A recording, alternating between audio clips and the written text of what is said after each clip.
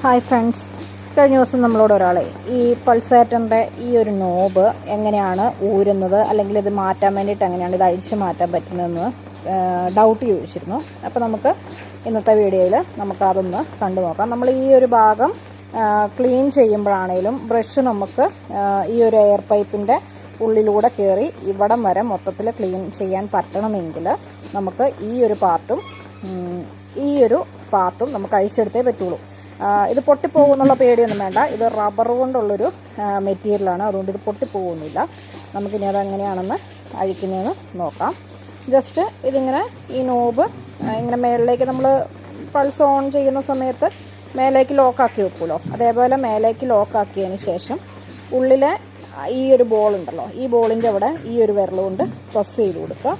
അതേപോലെ തന്നെ ഈ രണ്ട് വിരൽ ഉപയോഗിച്ചിട്ട് ഈ റബ്ബർ മെറ്റീരിയലിൻ്റെ രണ്ട് എഡ്ജിലായിട്ട് പിടിച്ചിട്ട് ജസ്റ്റ് ഇങ്ങനെ ഒന്ന് വലിച്ചു കഴിഞ്ഞാൽ ഇത് നമുക്ക് സെപ്പറേറ്റായിട്ട് ഊരിയെടുക്കാനും ഇതിൻ്റെ ഈ ഒരു അടിഭാഗമൊക്കെ നമുക്ക് വൃത്തിയായിട്ട് ക്ലീൻ ചെയ്യാൻ വേണ്ടിയിട്ടും പറ്റുന്നതാണ്. ഇവിടെയൊക്കെ പാലിൻ്റെ അംശം വന്നിരിക്കും.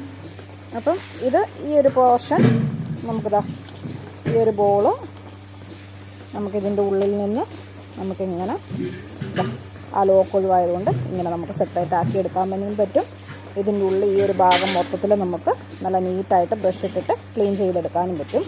ഇതിൻ്റെ ഈ ഒരു അടിഭാഗത്തൊക്കെ പാലിൻ്റെ അംശം ഇതേപോലെ നെയ്യായിട്ട് പറ്റിപ്പിടിച്ചിരിക്കും.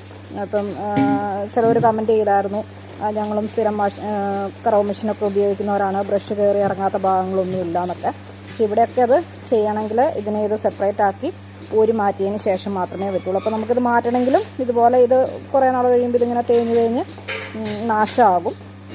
അപ്പോൾ നമുക്കിത് ഇത്തരത്തിൽ ഊരിയിട്ട് മാറ്റാൻ പറ്റും. ഇനി ഇത് വീണ്ടും നമുക്ക് ഇടണം, അല്ലെങ്കിൽ പുതിയതൊരെണ്ണം മാറ്റിയിടണം, അല്ലെങ്കിൽ ഇത് കഴുകിയതിന് ശേഷം നമുക്ക് ഇടണം എന്നുണ്ടെങ്കിൽ ജസ്റ്റ് ഈ ഭാഗം ഈ ഹോളിലൂടെ ഉള്ളിലേക്ക് ഇടുക.